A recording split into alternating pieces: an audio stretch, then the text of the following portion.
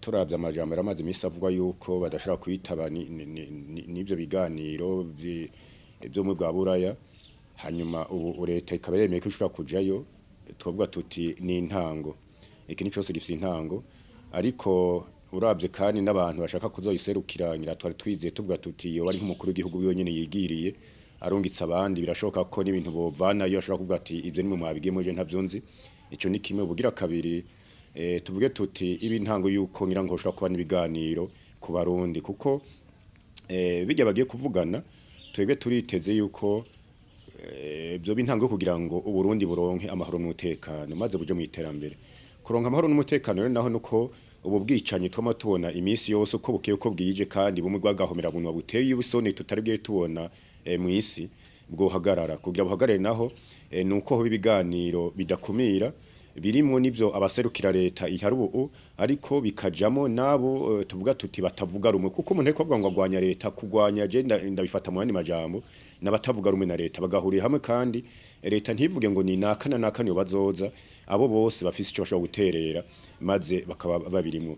Tukabona rero kandi uravye ko hari abantu benshi batavuga rumwe na leta bahunze iki gihugu, vyumvikana ko mu ntango vyotegereza kubera mu gihugu biyumva ko bafise umutekano, bagashaka kuvyitaba, kandi tukifuza ko ivyo bintu biza kuba vuba, n'ibintu bavuga ngo baza barayipangira mu yinga canke yinga zibiri, kuko umunsi urenga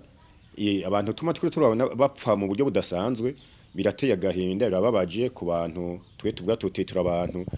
tugomba gukunda abantu tukakunda nabo turongoye. Twizere yuko iyo ntambwe yo kwitaba ibiganiro vy'umwe bwa Buraya yoba intambwe izotuma bitaba n'ibindi biganiro nkuko bavye bishobora kubera mu Buganda canke bikabera muri Ethiopia,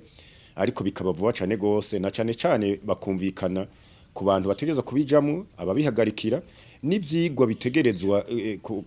kuvuganwa hamwe, ariko na cane cane bakavugana n'ikirangamisi nyene ivyo bintu bitomara imyaka myinshi miremire abantu bakiriko barapfa.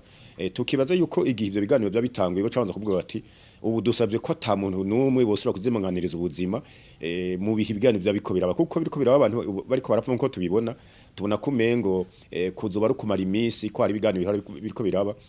Twizere ko vyo biganiro n'ukuri bigarukana amahoro n'umutekano muri iki gihugu, Abarundi tugasubira kubaho nk'Abarundi, ntitube nk'ibikoko nk'inyamaswa, ariko cane cane kandi tukitera imbere, kuko ibiharuro twumva bitangwa hirya no hino n'amashirahamwe mpuzamakungu nuko Uburundi nimba atari ubwa nyuma bwoba bukurikirwa n'igihugu ca nyuma mu bijanye n'ubutunzi n'ibijanye n'iterambere, kandi ari igihugu cari gifise ibintu vyinshi vyiza cane gose abanyamahanga bateza guhurumbira. Ubu rero nako abantu bose bariko baraduhunga, natwebwe ubwacu tugahunga igihugu cacu catwibarutse tukaza kubaho nk'impunzi, aho tutagira ijambo tutagira izina. Tubaza rero yuko iyo bari intambwe, ariko hanini vyari kuturyohera ari uko umukuru w'igihugu bwiwe nyene ashoboye kuvyitaba, kugira ngo ejo hirya y'ejo bizobivamwo ashobore kuvuga ati ndabishira mu ngiro kuko ndabizi.